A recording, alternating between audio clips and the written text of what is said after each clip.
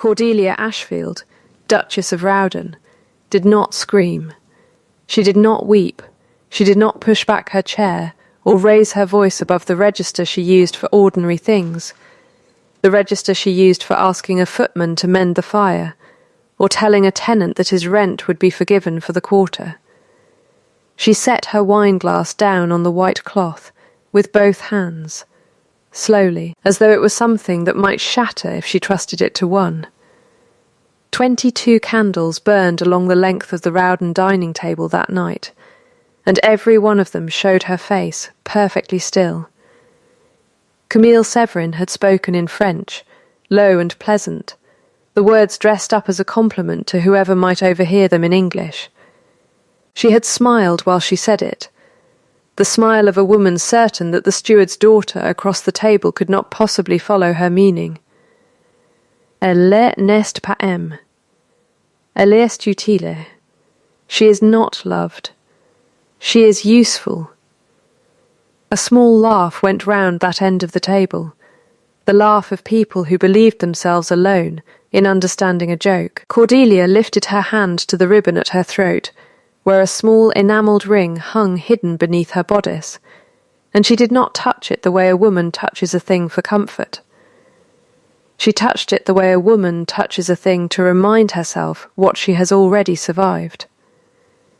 Then she looked directly at Camille Severin, and she smiled back, and she answered her in French. By the time the fish course was cleared, the whole table would understand precisely what it had cost to underestimate her. That was still a few minutes away. For now there was only the held breath of a room realizing, one guest at a time, that the joke had not landed where it was aimed. The autumn of 1816 had come to the county of Wexbourne the way it always did. Heavy and gold, and entirely indifferent to the households it moved through. Harvest had been thin that year, the wheat coming in light after a wet August, and every estate from Rowden Hall to the Pemberton, lands to the north, had spent September counting sheaves and frowning over the sums. It was, in other words, an ordinary autumn, the kind in which a competent household ran quietly and a poorly run one began, very slowly, to come apart at the seams. Rowden Hall had not come apart, though for 2 years many in the county had expected it to. Julian Ashfield, 9th Duke of Rowden, had inherited an estate in worse condition than his title suggested, mortgaged pasture land, a roof that leaked into the long gallery, tenant farms that had not seen a fair lease renewal in a generation, because his father had preferred ledgers he did not have to look at closely. He had inherited, too, a doctrine, delivered to him at 12 years old by that same father in the flat voice of a man reciting a lesson he had learned at cost. Love is a debt collector who calls in the middle of the night, and a wise man marries for use, so that he is never surprised by what is owed. Julian's mother had left when he was 11. She had gone north with a man who wrote her poetry, and she had not taken her son, and the previous duke had spent the rest of his life turning that fact into a philosophy rather than a wound, because a philosophy could be managed and a wound could not. He raised his son on ledgers and restraint. He taught him that affection was a luxury estates the size of Rowden could not afford, not with the roof the way it was, not with the tenant arrears the way they were. So when Julian came of age and inherited both the debt and the doctrine, he did what he had been raised to do. He looked for a wife the way he looked at a fallow field, for what it could be made to yield. Cordelia Hale had been the land steward's daughter at Ashworth Park, the neighbouring estate, before she was anything else. Her father, Mr. Josiah Hale, had kept books so precise that the Ashworth family solicitor once said, only half in jest, that he trusted Hale's ledgers further than he trusted his own eyes. Cordelia had grown up at that man's elbow, learning double columns and quarter-day rents before she learnt to dance, and when her father died of a lung fever the winter she was 22, he left her 3 things: a small estate cottage, a single enamelled ring that had been her mother's, and a habit of mind that would outlast both. He had also left her a sentence, repeated so often in her childhood that it had worn smooth as a river stone, and she said it to herself now the way other women said prayers. A woman who is prepared owes fear to no one. It was, in the end, her preparedness that brought her to Rowden. Julian Ashfield had come to Ashworth Park on a state business 18 months after her father's death, had watched her untangle a boundary dispute over 3 seasons of muddled surveys in a single afternoon, and had proposed marriage to her 4 months later with all the warmth of a man securing a competent land agent. He did not court her, he interviewed her, in effect, and she, 24 years old, without prospects, without a dowry worth mentioning, and entirely without illusions about what love was worth to men who had been taught it was worthless, accepted him with her eyes open. She had told herself, on her wedding morning, that a marriage built on being needed was still a marriage, and that being needed was not nothing.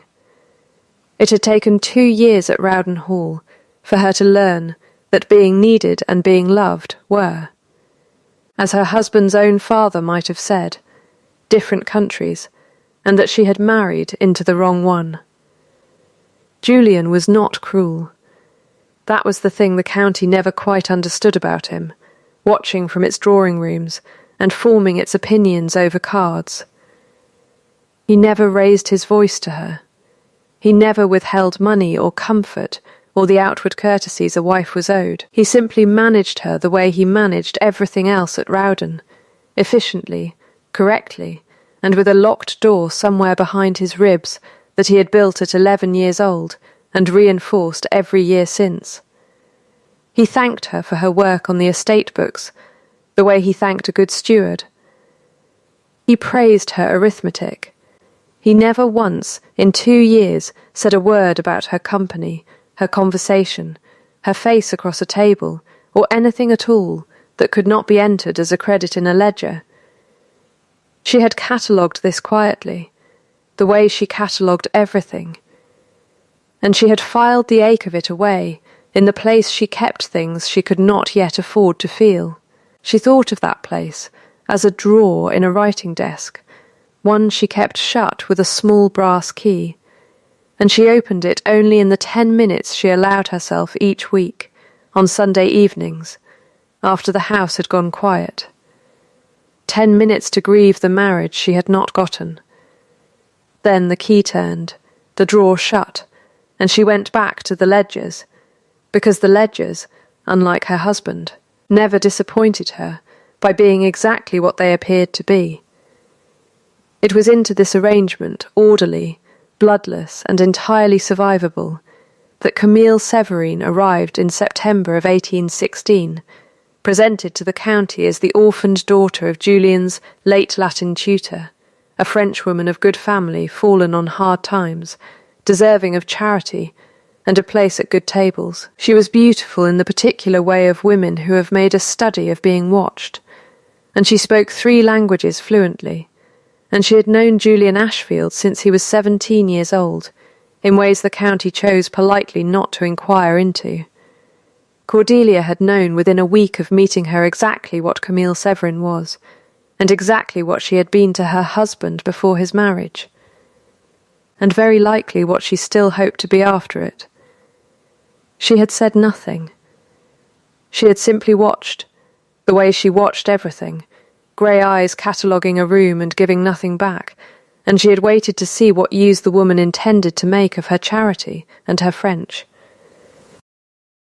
She did not have to wait long. The dinner that October was meant to celebrate nothing in particular, the end of harvest, the beginning of the shooting season, an excuse for the county's better families to sit at Rowden's table and admire its restored east wing.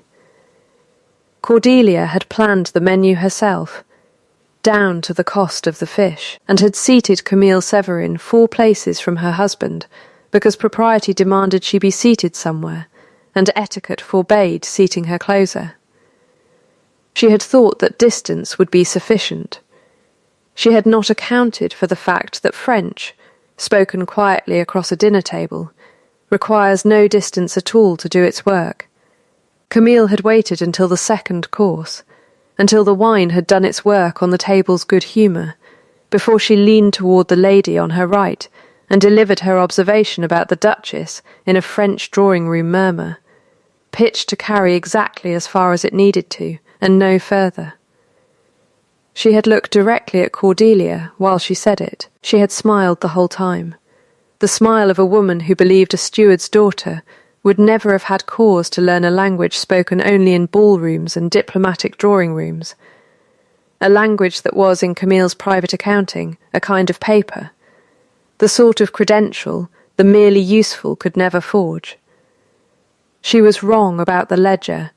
She had simply never seen the whole of it. Cordelia Ashfield set down her wine-glass. She did not scream, and she did not weep, and she did not so much as colour at the ears, though every woman at that table who had ever been called useful in a marriage felt, for one unbearable second, the exact shape of the insult land on her own skin instead. Cordelia lifted her chin the smallest measure. She touched the ribbon at her throat once, the way a soldier touches a medal before he walks into a room he has been dreading, and she answered Camille Severin in French, so clean and so unhurried that 3 separate guests would later swear, quite falsely, that she must have been raised speaking it in the nursery. Vous avez raison, she said. You are quite right. Je suis utile. Et vous, madame? Que faites-vous? Exactement. Part sourire? And you, madame, what precisely do you do, besides smile? The table went very quiet. Somewhere down its length, a gentleman who did understand French made a small, helpless sound into his napkin that was not entirely a cough. Camille Severin's smile did not move, but something behind it did. The particular stillness of a woman recalculating a sum she had been certain would come out in her favour. Julian Ashfield, at the head of his own table, looked at his wife as though he were seeing her enter a room he had not known existed in his own house. The rest of the dinner passed in the ordinary noise of forks and wine and county gossip resuming its usual channels, but nothing at that table was ordinary again, and everyone present knew it, and no one said so aloud. Cordelia ate her fish. She answered a question about the harvest yields with 3 precise figures that silenced a debate that had been running for a quarter of an hour. She smiled at the appropriate moments and laughed once, briefly, at a joke that was not particularly funny, because a woman who has just detonated a small, elegant bomb in French across her own dinner table does well to appear entirely unbothered by the fact of it. She held that composure through the last course, through the ladies' withdrawal, through 40 minutes of drawing-room conversation, in which 3 matrons found excuses to ask her, with poorly concealed delight, where on earth she had learned her French. She held it through the departure of the last carriage, through the candles being snuffed one by one down the long gallery, through the walk up the east stairs to her own rooms with her husband's footsteps somewhere behind her, on the same staircase, not quite beside her, not quite apart. She held it until she reached her sitting room and shut the door, and only then did she sit down at her writing desk, take out the small brass key she kept in her workbox, and allow herself, for once outside the appointed Sunday hour, exactly 10 minutes with the drawer open. She did not cry even then. She sat with her hands flat on the desk, and she let herself feel the whole shape of it, 2 years of being catalogued as an asset, condensed into one French sentence, spoken by her husband's former mistress, in front of 40 guests. and when the 10 minutes were finished, she closed the drawer, turned the key, and reached instead for the estate ledger she had left half-finished that morning. She had work to do. Rowden Hall's housekeeper, Mrs. Pruitt, had served the family for 31 years, and had buried 2 dukes' worth of opinions about the family under a manner so plain it discouraged questions. She found the Duchess at the ledger past midnight. The candle burned low, and she said nothing about the dinner at all.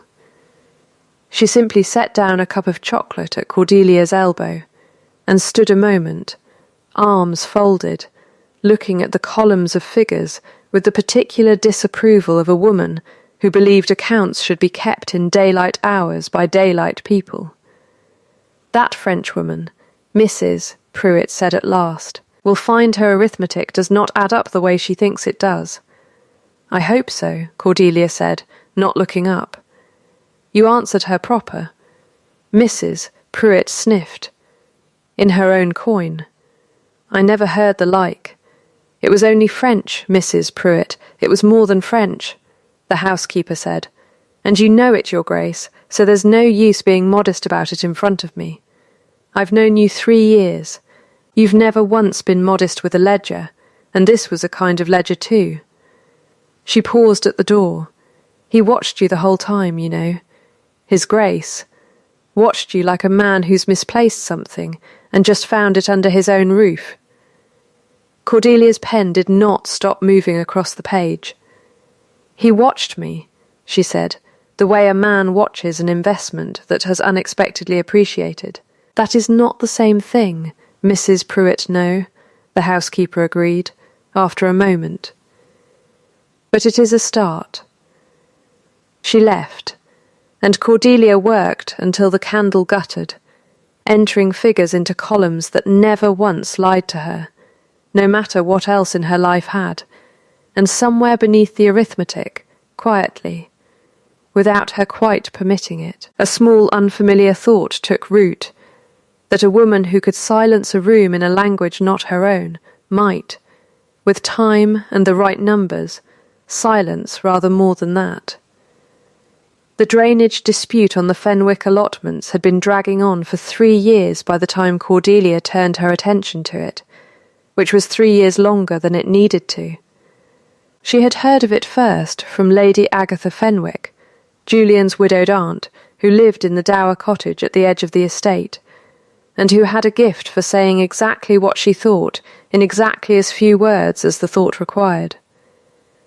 Ridley's fields flood every spring because Marsh's tenant built his ditch wrong 40 years ago, Lady Agatha said over tea, the week after the dinner, and nobody has fixed it because nobody wants to pay for it, and everybody would rather argue about whose fault it is than mend it.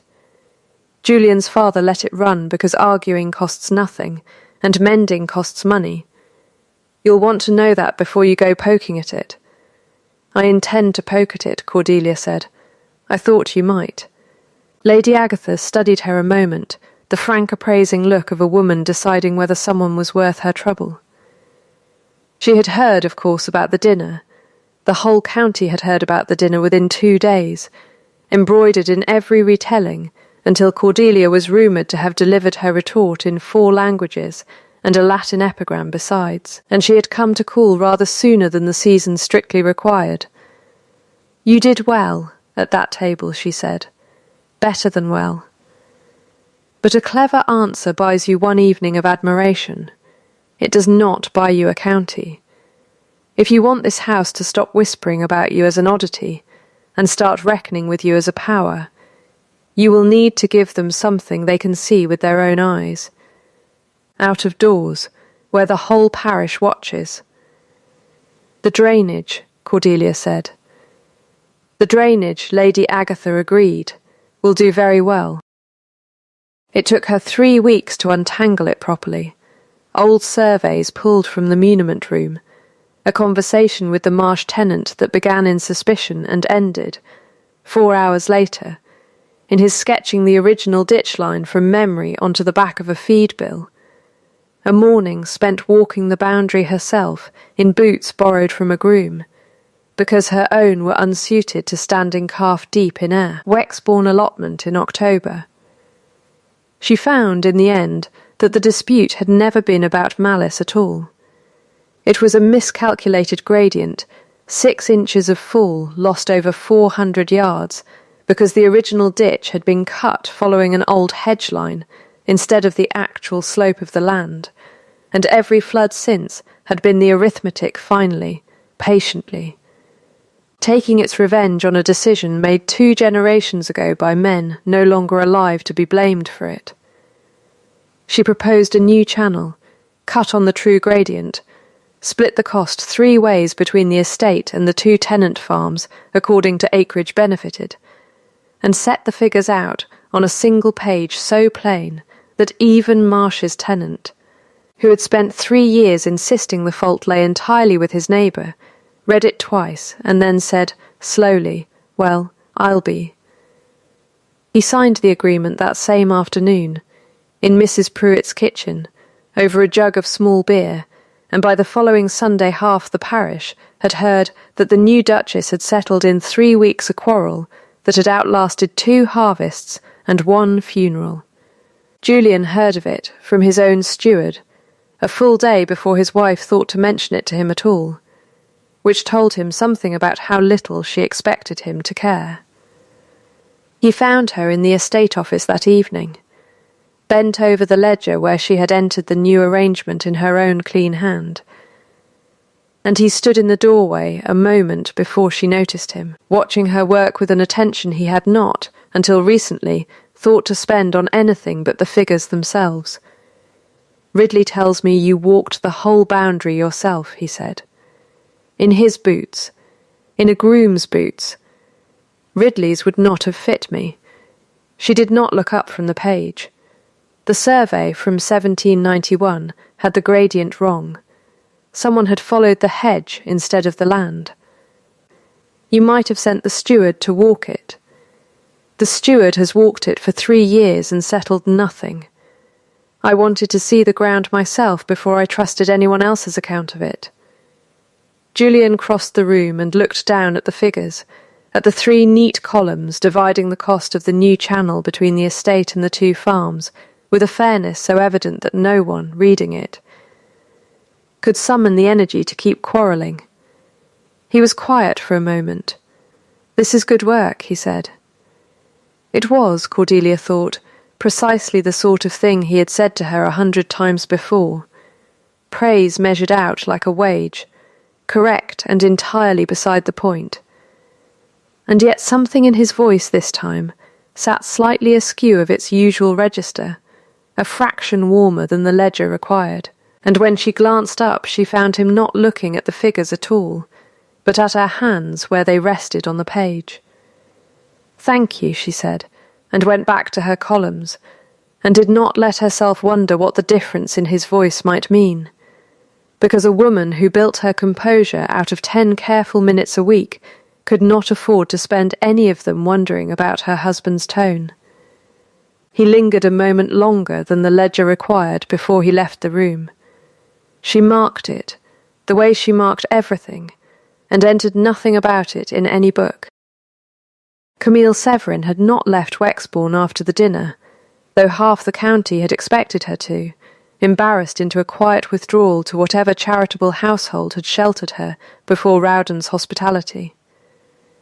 She stayed instead, taking rooms in the village at the Fenwick Living's expense, a piece of charity Lady Agatha had not authorised, and did not care to examine too closely, since the vicar who authorised it was known to enjoy a pretty face at his table more than his stipend strictly justified, and she began, in the weeks after the dinner, to be seen in the company of a solicitor's clerk from the county town, a thin, ambitious young man named Ellery Finch, in conversations that ended abruptly whenever a third party approached. Cordelia noted this the way she noted everything, filed it without alarm, and returned to her ledgers. She did not yet know what Camille Severin was building. She would not know, in fact, for some months yet, though she would come to understand, looking back, that a woman who spends 3 weeks visiting a solicitor's clerk in a county town is not merely nursing a wounded pride. She is drafting something. And in Wexburn, as in every place Cordelia had ever lived, the thing people drafted when they meant to do lasting harm was without exception a piece of paper. Julian Ashfield had grown up believing that a locked door was the same thing as strength, and it took his wife's quiet, unbothered competence, walking a flooded boundary in a groom's boots, answering an insult in a language he had not known she spoke, entering figures in a hand steadier than his own, nearly a full season to begin showing him otherwise. The second trial came in November, when the tenant cottages along the eastern boundary were found, on inspection, to be in a state of disrepair that shamed the estate's account books, which had recorded repair funds spent for 3 years running on work that had, plainly, never been done.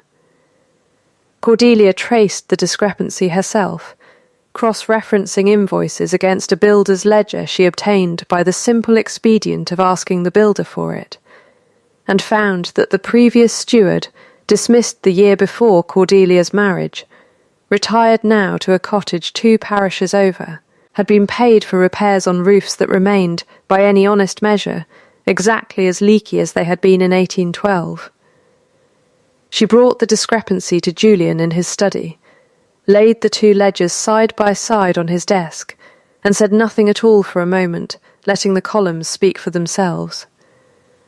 £412, she said finally, paid out over 3 years for work I cannot find any evidence was performed. Ridley's roof still leaks into his hay store. The Coombe cottages are one hard winter from becoming uninhabitable. Julian studied the figures for a long moment, his jaw set in the particular stillness of a man doing arithmetic he dislikes. "My father trusted that steward for 11 years, he said. Your father, Cordelia said carefully, may have found it easier to trust a man's word than to walk the boundary and see for himself. It is not a fault unique to him. It is only expensive when a man in his position indulges it." He did not answer at once. He set his pen down flat on the desk, precisely parallel to its edge, the way he did when he was buying himself a moment to think rather than to speak, and when he looked up at her, there was something in his face she had not seen there before, not quite shame, not quite gratitude, but some unfamiliar country between them. "What would you have me do," he said, "about £412 that no longer exists and cannot be recovered? I would have you fund the repairs properly, this time, and post the new terms where every tenant on the estate can read them," Cordelia said. "Not because it undoes what was taken from them. Because it tells them, in the only language that has ever meant anything to this family, that they will not be lied to again." Julian looked at her for a long moment. "You speak of the estate," he said slowly, as though it were a person one might wrong or right. "An estate is only ever the sum of the people on it," she said. "I learnt that from my father before I learned my letters." He was quiet again, and this time when he spoke it was not about the ledgers at all.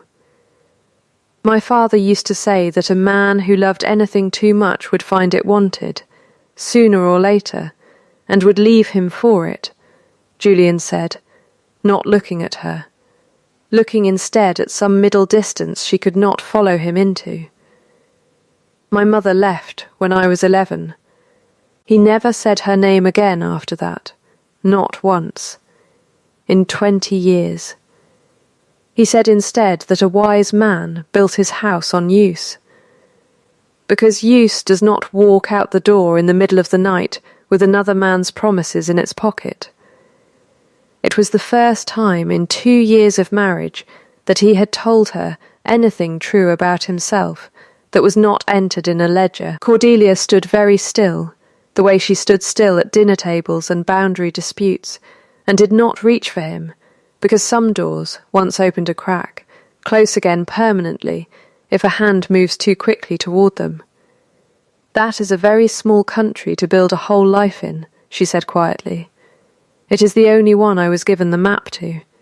"Then perhaps," she said, "it is time someone drew you a better one." He looked at her then in a way he had not looked at her before, not across a boundary dispute or a column of figures, but directly, as though she herself were the thing requiring his full attention, and for one unguarded moment something behind his eyes moved that she could not yet name. Then Mrs. Pruitt knocked with the evening post, and the moment folded itself away, but Cordelia carried it out of the study with her nonetheless, and that night, in the 10 minutes she allowed herself, she found she had almost nothing to grieve, and did not know what to do with the 10 minutes instead. The county, meanwhile, had begun to speak of the Duchess of Rowden in a register it had not used before. It was not admiration exactly, not yet. The gentry of Wexbourne moved slowly in matters of opinion. The way water moves through clay soil, resisted at every turn before it finds its channel. But something had shifted since the dinner, since the drainage, since Ridley's roof was properly mended and the terms posted on the estate office door for any tenant to read. Mrs. Roth, who kept the finest table in the county and the sharpest tongue to go with it, was heard to remark at a card party that the new Duchess had rather more about her than one first supposed, which, from Mrs. Roth, amounted to a standing ovation. Camille Severin heard this too, in the way such things always reached her, carried by the same currents of gossip that carried everything else through a county too small to keep its secrets. She heard it, and she smiled her pleasant smile, and she continued her quiet weekly visits to Ellery Finch in the county town, where a document was being drafted that she believed would end, once and for all, the inconvenient fact of Cordelia Ashfield's marriage. The document Ellery Finch had spent 4 months drafting was, on its face, a marriage settlement, a private contract, dated the spring of 1811, 5 years before Cordelia's wedding, purporting to record a binding promise of marriage between Julian Ashfield and Camille Severin, witnessed and sealed in the old family custom the Ashfields had once used for betrothals, before the practice fell out of fashion. If genuine, it would have made Julian's promise to Camille the prior claim, and Cordelia's marriage solemnized 5 years after a binding contract Julian had never formally dissolved, a bigamous one in all but name, with every consequence that implied for the legitimacy of any child born of it. It was not genuine, but Camille Severin had learned, in her years moving through the drawing rooms of men who mistook her for decorative, that a forgery convincing enough rarely needed to survive close examination. It needed only to survive long enough to do its damage. To force a public scandal, a hurried settlement, a sum of money paid to make an inconvenient claim disappear before anyone thought to examine the ink. She brought it to Rowden Hall herself, in December, on a morning she had chosen carefully for its cruelty, the day of the parish Christmas assembly, when half the county's better families would be gathered at the hall by evening for a dinner Cordelia had spent a fortnight arranging. She did not come to the front door.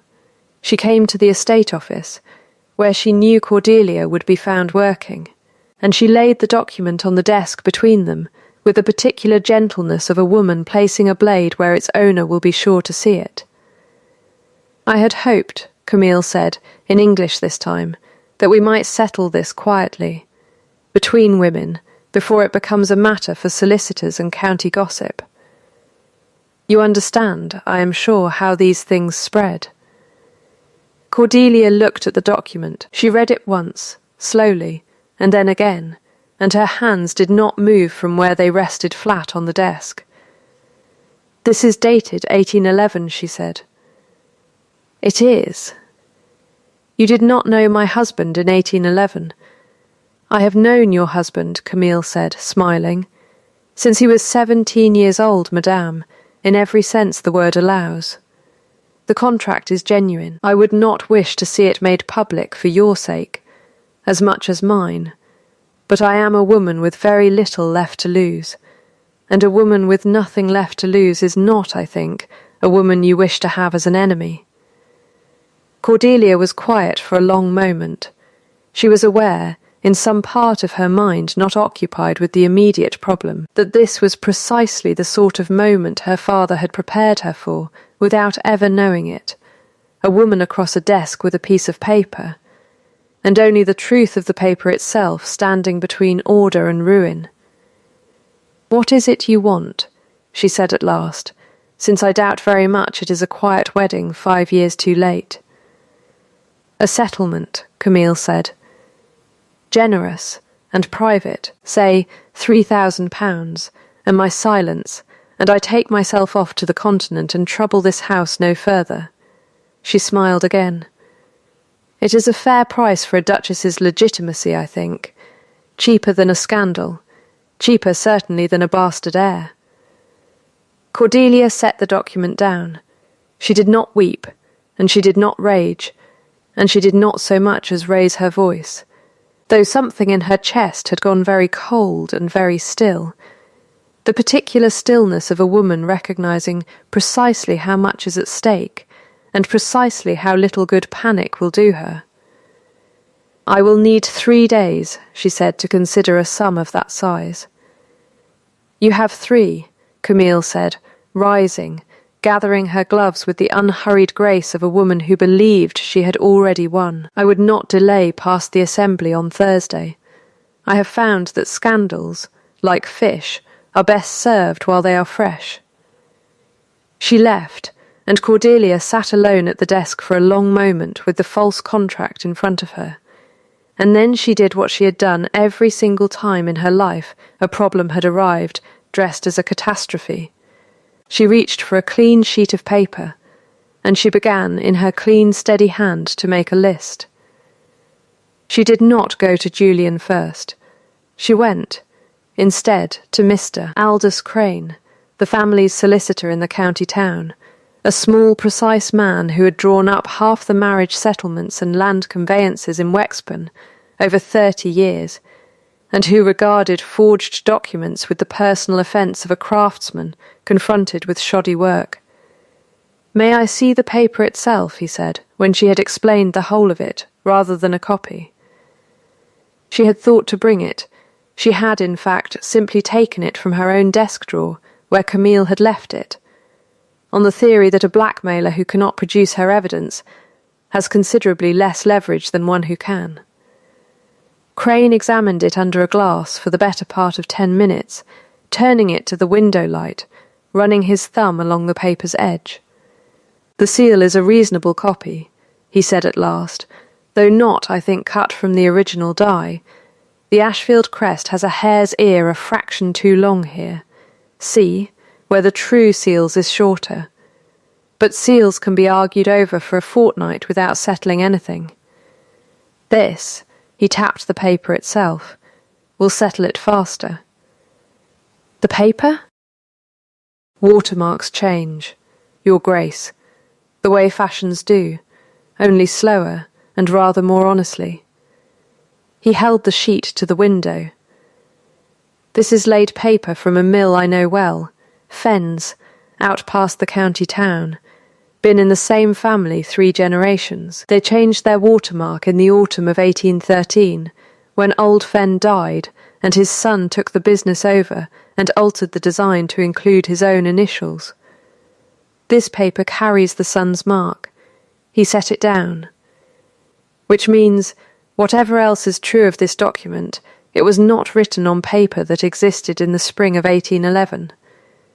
It could not have been. The paper had not been made yet. Cordelia sat very still. "You are certain. I have bought paper from that mill for 30 years, madame. I would stake my licence on it. But you need not take my word alone. Young Fen himself will tell you the same, and swear to it if it comes to that. He keeps meticulous records of his own mill's history. Men who make paper for a living tend to respect the stuff rather more than the men who abuse it. Cordelia looked at the false contract for a long moment and felt something shift in her chest that was not quite triumph and not quite relief, but something steadier than either, the particular satisfaction of a woman who has just watched a lie become, at last, a fact she could hold in her hand and turn to the light. "Will you come to Rowden Thursday evening," she said, "and bring Mr. Fenn with you, if he is willing? For a fee no larger than my usual, madame, I would come to watch a forger's paper convict him twice over. It is, in its way, the finest work I do." She had 3 days, and she used every one of them, not merely assembling proof, though the paper alone might have sufficed, but preparing the ground on which the truth would be made to stand. She spoke with Ellery Finch's own clerk fellow at the solicitor's office in the county town, a nervous young man named Peter Wick, who had, it transpired, copied out the false contract's language at Finch's dictation without fully understanding what he was party to, and who confessed the whole of it within a quarter hour of being asked plainly and kindly rather than threatened. She spoke with the vicar who had extended Camille Severin his living's charity, and found him considerably less willing to vouch for her character once he understood what that charity had funded. And she went, at last, to her husband on the evening before the assembly, and laid the false contract on his desk exactly as Camille had laid it on hers. Julian read it in silence. When he looked up, his face had gone the colour of old paper itself. "This is a lie," he said. "I never signed anything of the kind. I never, Cordelia. In 1811 I was barely 21, and Camille was—" "I know what she was to you," Cordelia said quietly. "I have known since the week I met her. That is not what concerns me tonight. What concerns me is that she means to present this at the assembly tomorrow, before the whole county, unless she is paid to hold her tongue.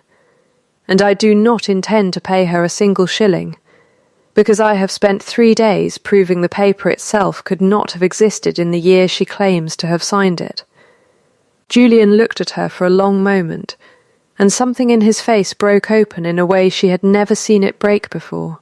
Not the composed stillness of the estate office, not the careful warmth of the drainage dispute, but something rawer, closer to fear, closer to the 11-year-old boy who had watched his mother's carriage disappear down a drive and been told, afterward, that this was simply what love cost. "I should have told you all of it, years ago," he said. "Not merely that she existed, what she was. What I let myself become, believing my father, believing that a marriage built on use could never be taken from me the way love had been taken from him." He stopped, started again. "I have called you useful in this house for 2 years, Cordelia, as though it were the highest compliment I own, and I have watched you build this estate back into something whole with your own 2 hands, and I never once—" He stopped a second time, and this time he did not start again immediately, and the silence sat between them, heavier than anything he might have said. "Tomorrow," Cordelia said, into that silence, "I intend to answer her before the whole county, with paper of my own. I would have you stand beside me when I do it. Not to speak for me. I have no need of that. Only to stand where everyone can see that you do." "I will stand wherever you tell me to stand," Julian said, "for as long as you will have me there."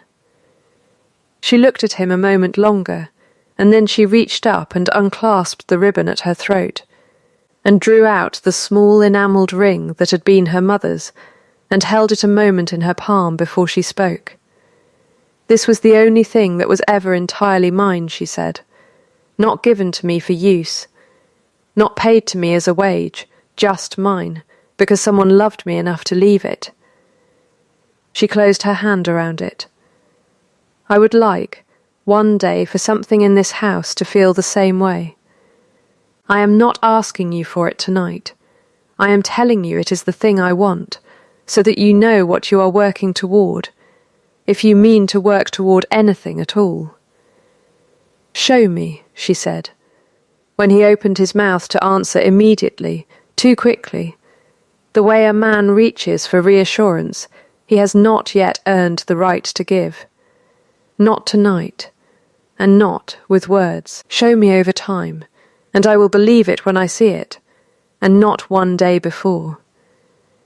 "All right," Julian said quietly. "All right then," she said. And that, for the moment, was the whole of the treaty between them. The parish Christmas assembly at Rowden Hall had never, in living memory, drawn so full a room. Some of that was the season, and some of it was the county's appetite for spectacle, after 4 months of watching the Duchess of Rowden's reputation climb steadily against every expectation set for her. But a good deal of it, Cordelia suspected, was Camille Severin's own doing. She had let it be known, in careful whispers over the preceding week, that something remarkable might be said at the Rowden Assembly this year. Something that would interest anyone who had ever wondered about the circumstances of the current Duke's marriage. She had timed her entrance for the moment the dancing paused for refreshment, when the long gallery was fullest and quietest at once, guests drifting between the supper tables with glasses in hand. Exactly the audience a woman building a scandal would choose. She crossed the room toward Cordelia and Julian with the false contract in her gloved hand, and she did not trouble to lower her voice. "Your Grace," she said to Julian, sweetly, "I had hoped we might have settled our small matter privately, but since your wife has seen fit to delay, I find I must simply say it plainly, before your guests, and let them judge for themselves what sort of marriage this house has been built on." She held up the contract. This document, dated the spring of 1811 and witnessed in the old custom, records a binding promise of marriage between myself and Julian Ashfield, made 5 years before his wedding to the woman standing beside him. I have carried it a long while. Out of loyalty I no longer feel I owe this family. I did not wish to embarrass anyone. But silence, I find, has become rather more expensive than honesty. The gallery had gone very quiet, the particular quiet of a room holding its breath to see which way a scandal will fall. Mrs. Roth's fan had stopped moving entirely. Somewhere near the supper table, a glass was set down with exaggerated care. Cordelia stepped forward. She did not raise her voice, because she had learned, over 2 years and 1 dinner table, that a voice raised in a quiet room only ever sounds like panic, and she had none to spare. "May I see the document, Miss Severin?" she said. "Not to dispute it. Only to be certain we are discussing the same paper you showed my husband's solicitor 3 days ago." Camille hesitated, only a fraction of a second, but a fraction was enough for the gallery to note it. She handed the contract over with the air of a woman confident it could withstand any scrutiny offered. "Mr. Crane," Cordelia said, and the solicitor stepped forward from where he had been standing, unremarked, near the gallery's far door. "Would you be so good as to tell the room what you found when you examined this paper 3 days ago?"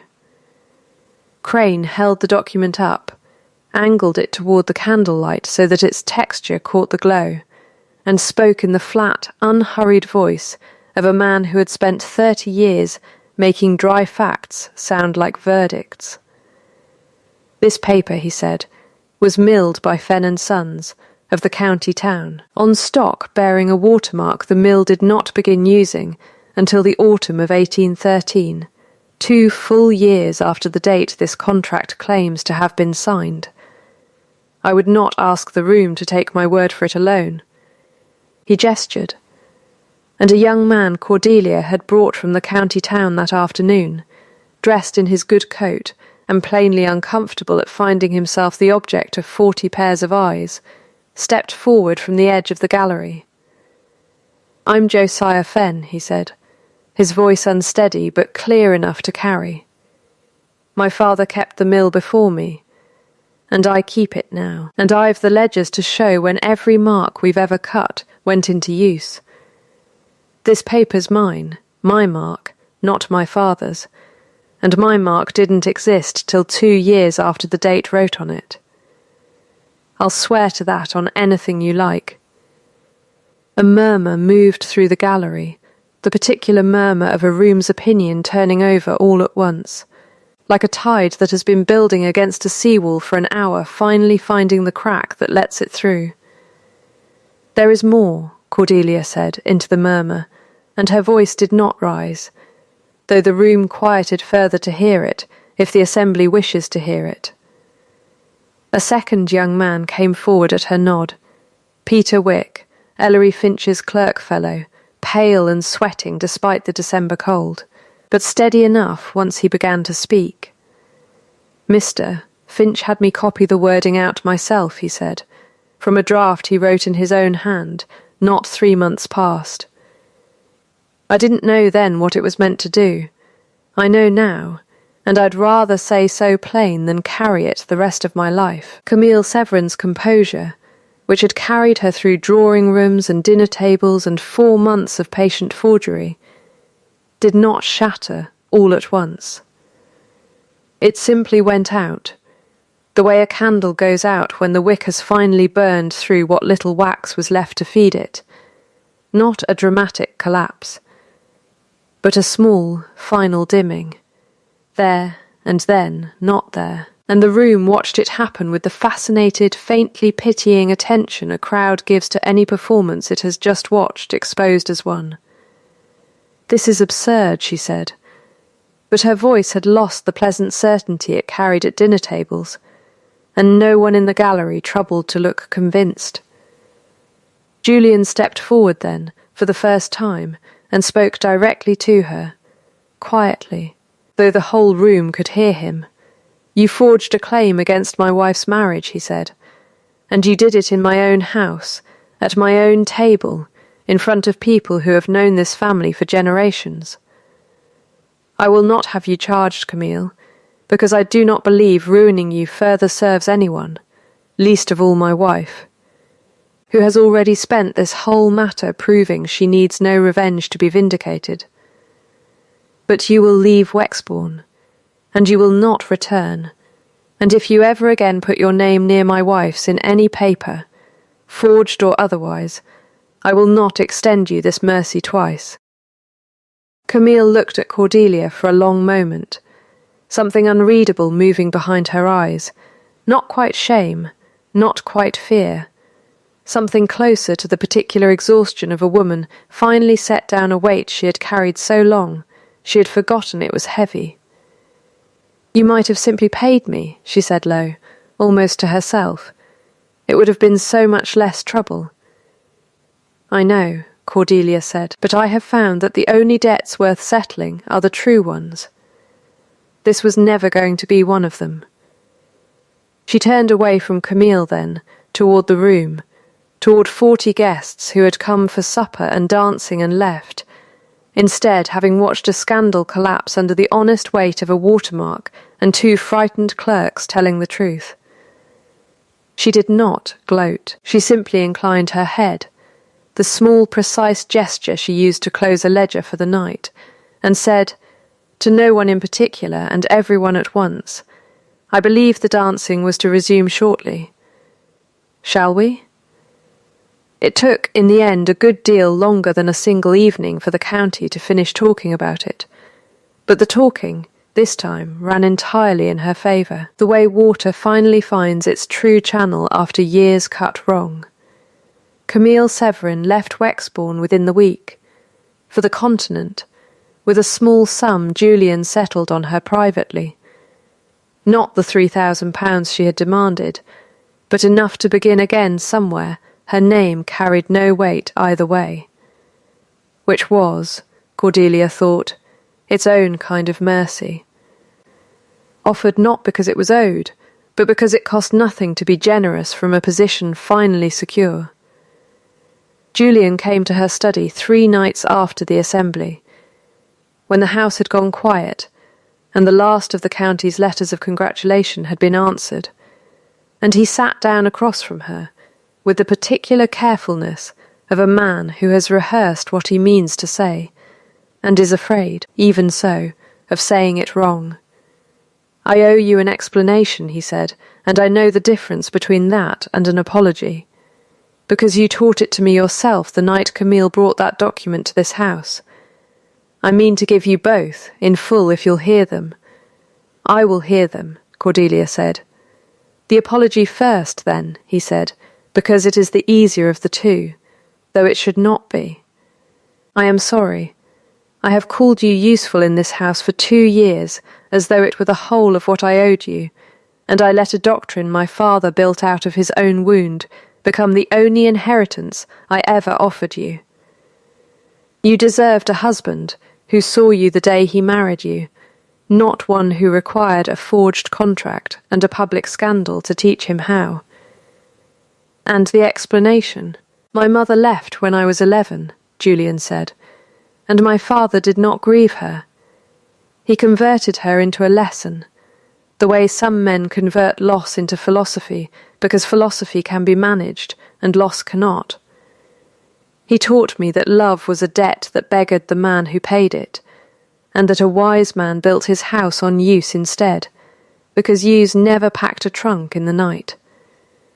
I believed him for 20 years, Cordelia, because believing him meant I never had to feel what he felt, watching that carriage go down the drive.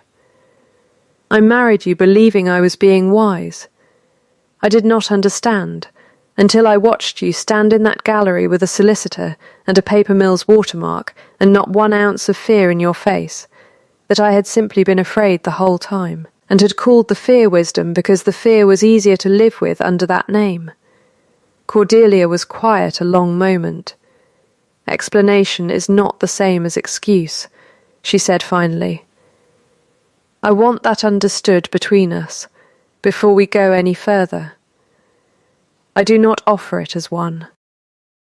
Then I will tell you what I require, she said, and I would rather say it once plainly, than have you guess at it for years the way you guessed at everything else. She folded her hands on the desk. I require full authority over this estate's accounts, in name as well as practice, so that no steward, however trusted, is ever again paid for work that was never done. I require that my name be used, in full, in every document this house produces, not appended as an afterthought to yours. I require that whatever passed between you and Miss Severin before our marriage never again be a subject either of us pretends does not exist between us.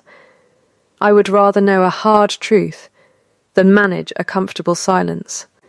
And I require, she said, more quietly, that when you tell me something is good work, or that you are grateful, or that I am useful to you, you understand that none of those words are the ones I am waiting to hear, and that I will go on waiting, patiently, for as long as it takes you to find the right ones, but that I will not pretend any longer that the wrong ones are sufficient. Julian looked at her for a long moment. All right, he said. All right, then, Cordelia said, and something in her chest, some old careful ledger she had kept for 2 years without quite admitting she kept it, closed its books at last on one account and opened a new one. The winter that followed was not dramatic. That, Cordelia would come to think, was rather the point of it. That after a scandal answered with a watermark and a marriage nearly wrecked by a doctrine, 11 years in the making, what came next was simply a long accumulation of small, unremarkable days, each one meaning nothing at all by itself, and everything in the sum of them together. Julian began sitting with her in the estate office in the evenings, not because the ledgers required his presence, but because he had taken to reading beside her while she worked, the two of them sharing a single lamp, the way they had never once shared anything in 2 years of marriage. He began pouring her tea before she asked for it, learning without being told that she preferred it too strong and barely sweetened, a small competence he practiced until he had it exactly right and never once mentioned having learned it. He moved his chair one evening in January from its accustomed place across the room to a spot beside hers at the window seat and said nothing about the move at all, as though it were the most ordinary thing in the world for a duke to relocate his reading chair 6 feet across a room for no reason he cared to name. None of it, alone, would have meant anything. Cordelia understood that, and understood too that this was precisely why it mattered, that a man capable of grand gestures under the pressure of a public scandal was not the same as a man capable of small ones, unwitnessed, on an ordinary Tuesday in February, when no one was watching to see whether he kept his word. There was one evening, in March, when he nearly failed the test. A tenant had come to him directly, bypassing Cordelia's office entirely out of old habit, to request an extension on a quarter's rent, and Julian, falling, for one unthinking hour, back into the pattern of 20 years, the pattern in which decisions about the estate were his alone to make, had granted it on the spot, without consulting the woman who now held, by his own word, full authority over exactly such accounts. Cordelia found out that evening, from the tenant's own grateful mention of it to Mrs. Pruitt, and she came to Julian's study with the ledger under her arm and no anger in her face at all, only a very precise attentiveness. "You granted Coombe an extension today," she said. Julian's face went still, the particular stillness of a man realizing, mid-step, that he has walked back into an old habit without meaning to. "I did," he said. "I should have sent him to you." "You should have," Cordelia agreed. "Not because the extension was wrong. I would very likely have granted the same one myself, on the same terms. But because you told me, in December, that my authority over these accounts would be real, and today, when a decision came to your door instead of mine, you made it alone, the way you have made every decision alone for 20 years, without so much as a thought that the arrangement had changed." "I did not think," Julian said slowly. "That is the whole truth of it. It was not that I chose to override you. It simply did not occur to me, in the moment, that there was anyone to consult." "I know," Cordelia said. "That is precisely why I am naming it now, plainly, instead of letting it pass. Old habits do not announce themselves as betrayals. They arrive dressed as nothing at all, and if no one names them, they simply become the pattern again." She set the ledger down. "I am not angry, Julian. I am clear. They are different countries, and I would rather you learn to tell them apart from me than from a stranger's gossip a year from now. It will not happen again," he said. "It very likely will," Cordelia said, not unkindly, "in some smaller form. Some day when you are tired or distracted, and an old habit is easier than a new one. What will matter is not whether it happens. It is whether you correct it the moment I name it, the way you are correcting it now, or whether you argue with me about whether it happened at all." "Then I correct it," Julian said, "and I will keep correcting it, for as long as it takes to become the man who does not need correcting." It was, Cordelia thought, watching him say it without a trace of the old defensive stiffness he would have brought to the same conversation a year before, the clearest evidence yet that whatever had changed in him was not performance. Performance did not survive being named twice in the same season. Only structure did. He came to find her a week later, on an ordinary evening with nothing at stake at all, no scandal to answer, and no ledger requiring urgent attention. And he sat down across from her at the window seat where his chair now permanently lived, and he took her hand in both of his in a way he had never once done in 2 years of marriage, without some practical reason attached to the gesture. "I have been thinking," he said, "about the word you told me you were waiting for, the one that was not useful, and was not grateful, and was not good work." "I remember telling you that," Cordelia said. "I do not think it is a single word in the end," Julian said. "I think my father was wrong about that too. Along with everything else, he thought love was a debt, 3 syllables, easily said and easily broken. I do not think it can be said honestly in 3 syllables at all. I think it has to be said the way you taught me to keep a ledger, in the sum of many small entries, none of them proof by themselves, all of them proof together." He paused. "So I will not tell you I love you, tonight, because I do not think the words alone have earned the right to mean anything yet. I will tell you instead that I would choose you, that I have been choosing you, in fact since October, in every particular way I know how, and that I intend to go on choosing you for as long as you will let me, whether or not you ever again need a single thing from me that a ledger could record." Cordelia was quiet a moment, and something in her chest, the old drawer, the brass key, the 10 careful minutes she had rationed herself every Sunday for 2 years, simply opened on its own, without her permission, and did not ask to be shut again. "Elle n'est pas utile," Julian said quietly, in French, watching her face. "Elle est aime. She is not useful. She is loved. I believe that is the sentence someone owed you a long while ago, in the language it was first said wrong in. I thought you should hear it said right, at last, by the person who ought to have said it from the beginning." Cordelia did not answer him in words at all. She reached up, unclasped the ribbon at her throat, and set her mother's ring into his open palm, and said only, "Have this made to fit my hand properly. I find I am tired of carrying the only thing that was ever mine where no one else can see it."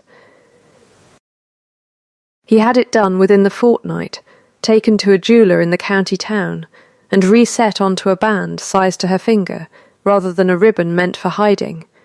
And when he gave it back to her, he said nothing at all about what it meant, because by then they had both learned that the meaning of a thing was rarely improved by saying it aloud twice. 2 years passed, in the way years do at Rowden Hall, harvests better than the one that had opened this account, tenant leases renewed on terms posted plainly for any man to read, a daughter born in the spring of the 2nd year and named Margaret, for Cordelia's mother, whose ring she now wore openly on her right hand at every dinner the county hosted. Camille Severin, it was said, had settled eventually in Brussels, teaching French to the daughters of merchants who paid her honestly for honest work, which was, Cordelia thought when she heard of it, a fairer end than the woman's scheme had deserved, and very likely a better one than the woman's old life had offered. Ellery Finch had lost his position at the solicitor's office and taken up a clerkship in a shipping firm 2 counties distant, where forged contracts were considerably harder to draft undetected.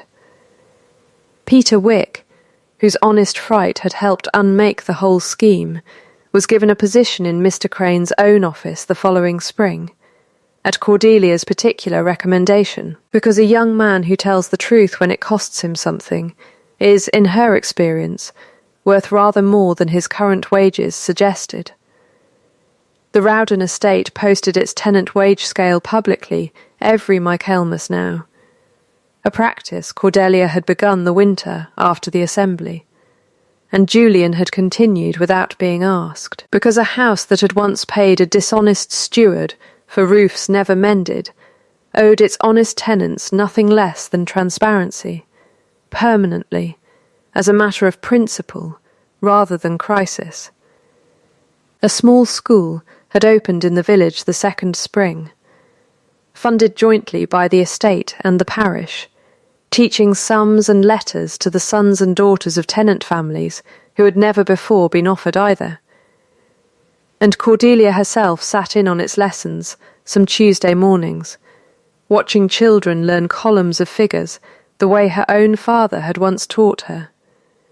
In a room that smelled of chalk and wood smoke, and felt, in its own small way, like a debt finally being paid forward rather than collected. Rowden Hall itself, in the 2 years since that October dinner, had undergone a change no visitor could quite name, but every visitor remarked on nonetheless, a looseness in its rooms, a warmth that had nothing to do with the fires, the particular ease of a house that has stopped holding its breath. Mrs. Pruitt said once to Lady Agatha, over tea in the dower cottage, that she had served the family 33 years now, and had never once, until the last 2 of them, heard the house make the sound an old building makes when it finally exhales, settling into itself at night, not out of age, she said, but out of ease. The way a person settles when they have stopped waiting for something to go wrong. Cordelia Ashfield, Duchess of Rowden, sat at her writing desk one evening in the autumn of 1818, her daughter asleep upstairs, her husband reading beside her in the chair he had moved to her window seat 2 winters before, and she thought, not for the first time, of the sentence her father had left her, the one she had repeated to herself through every ledger and every humiliation and every quiet 10 minutes behind a locked drawer. A woman who is prepared owes fear to no one. She had been prepared, that October evening, with nothing more than a language she had never told anyone she spoke, and a mother's ring hidden where no one could see it. She had not known then that preparedness would carry her so far, through a forged contract and a public reckoning, and a husband's slow unlearning of a doctrine built from his own father's grief. But she understood now, looking back, that it had never been the French, or the ledgers, or even the watermark on a stolen sheet of paper that had won her anything at all. It had been the plain, unglamorous discipline of building something true, while other people were still deciding whether to believe her. She had not been loved, once, in a house that called her useful instead. She had not argued with that verdict, and she had not wept over it, and she had not tried to prove it wrong with speeches. She had simply gone on being exactly as useful as she pleased, on her own terms, in her own hand, until the house itself had no honest choice left but to recalculate what it owed her. She had stopped asking to be seen. She had made herself, instead, impossible to unsee. And that, she thought, setting down her pen at last, and reaching for the ring on her hand rather than the ribbon at her throat, was not a thing any man's doctrine, however old, however carefully inherited, could ever again take from her.